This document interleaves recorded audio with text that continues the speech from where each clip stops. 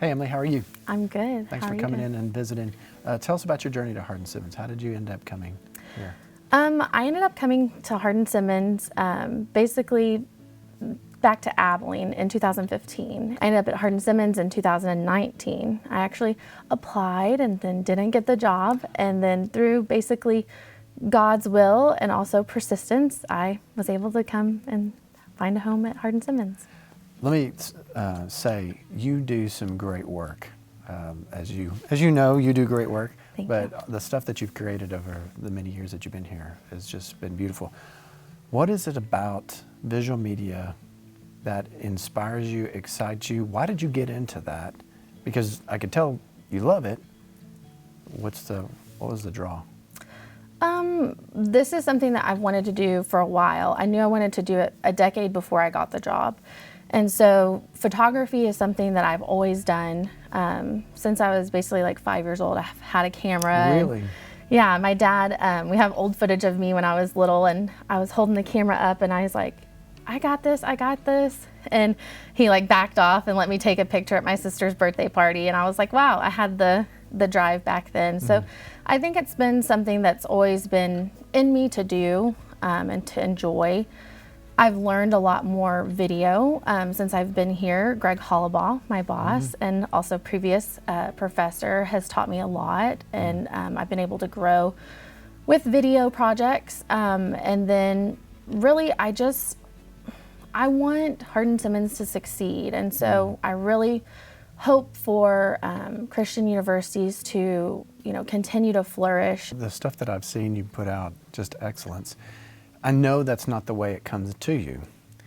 There's a whole lot of work. Do you ever get to the point where you just get frustrated and say, it's not doing what I wanted to do, I'm not getting to the place I wanted to be? What do you do when you get to that point of frustration? Do you have to take a step back? How do you deal with that? Yeah, usually I'll take a step back. I like to call, that time marinating. And so I like to let things kind of marinate for a day or two sometimes. And then in other situations, I'll lean on Greg or the student workers or my fellow workers and just ask them questions and kind of get their take on things. What we do here is we lean on each other creatively, and we're able to come together as a team. Basically, there's no project that I work on that nobody else has touched. Okay. And so there's never just an individual aspect to what we do. So what do you love about the students and the team? I mean, they're here listening to you, so they would really like to know what you love about them. I love the energy that they bring. It's kind of like a big family in the sense of, no kid is ever the same. And they all have different stories, different backgrounds. And I think I really like the personalities that they bring. Speaking of having fun, what if you had one thing you could do every day for the rest of your life that would be fun? What would that one thing be? Mentoring and encouraging students or younger people would be something I would do every day.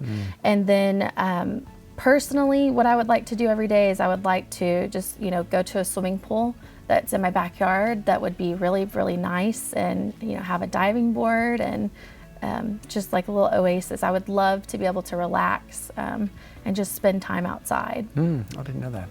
Okay, so when you get to that point in a project, this is a kind of a special question. When you get to the point in the project when you know it's done and you know you've done really good work, do you like for people to come look at what you've done, or are you embarrassed to be in the room when they look at it for the first time?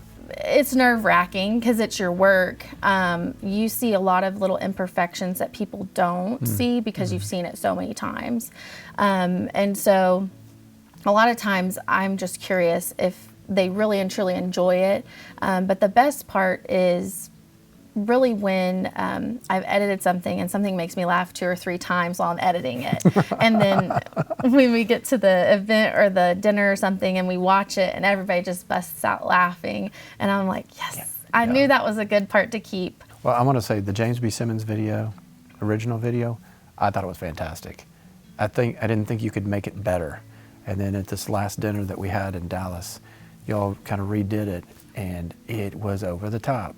So you set the standard really, really high. If we ever redo it again, I don't know. I'm just going to give up and go to heaven. We're done. But y'all did a great job, and Well, I really thank appreciate you. you coming in. Thank you. I appreciate that.